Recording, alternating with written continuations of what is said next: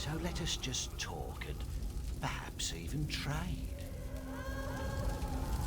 Oh no, don't go there.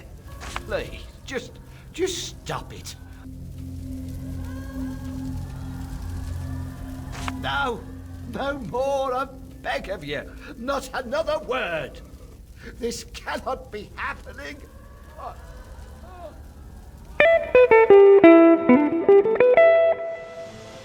Hello everybody, welcome back to Theje's Catalog, the show where the reason is made up and the views don't matter. What I played today is Divinity 2 Ego Draconis, the developer's cut.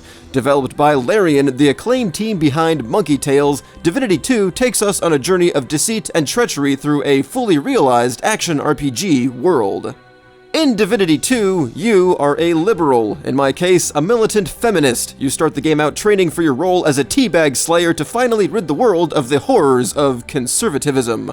After doing a few nice things for a few nice people, like finally getting the blacksmith laid with a married woman, you find out later that your fellow liberators have been canned after refusing to pay fines for rotating swords. Left alone and highly impressionable, a dying libertarian bestows upon you the gift of foresight, where you learn that's all really a self-defeating one-party system that's leaving itself vulnerable to a burgeoning foreign power. With this gift of knowledge in hand, you now have the power to do what's necessary to defend the world from evil. That's right, you can either help people and feel good about it for about 5 minutes, then run off to kill random trolls, or you can threaten random people, get rewarded for it without giving a shit, and then run off to kill random trolls. That's pretty much it. The gameplay in Divinity 2 is passable. Running and jumping is far from accurate, as fights as a warrior, my chosen class, are fun as long as you keep up your gear. You can also have a permanent combat companion with a necromanced upgradable creature that will be there for at least half of the duration of your encounters, since they run so slow and the range for your rush attack is gargantuan. There are also quite a few platforming segments that are nothing more than tedious exercises in patience, since quick saves are infinitely available. But you'll never think to yourself, man, those platforms were fun, I want to do it again. The graphics in Divinity 2 are also passable.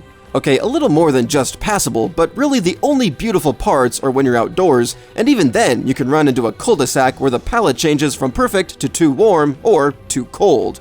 There are a couple of caves that stand out, but for the most part the dungeons are drab and boring. There's also an abundance of pop-in, but at least you get some nice vistas to peek at.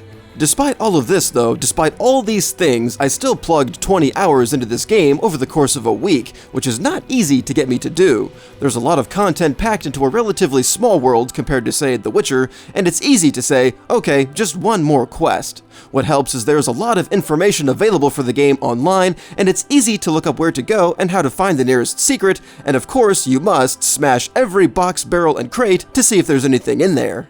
And words to the wise, level up lockpicking as soon as possible. You're welcome. For the bottom line, Divinity 2 is a fun game for those who like RPGs or just plain running around and having fun. Plus, with the developer mode, you can pretty much do anything you want with the game, literally, like buff your stats or summon whatever creature you want at a moment's notice. I didn't play around with those features at all, but I should let you know that they're there, and they look promising. In conclusion, if you're bored with Elder Scrolls, Divinity 2 makes for a cheap, light snack while you wait for The Witcher 3 to come down in price. Just be sure to save often while you play. Don't say I didn't warn you. This has been a review of Divinity 2 here on Theje's Catalog. Go ahead and thumbs me up, comment down below, subscribe, and share. Thanks for watching, and you guys, have a good night.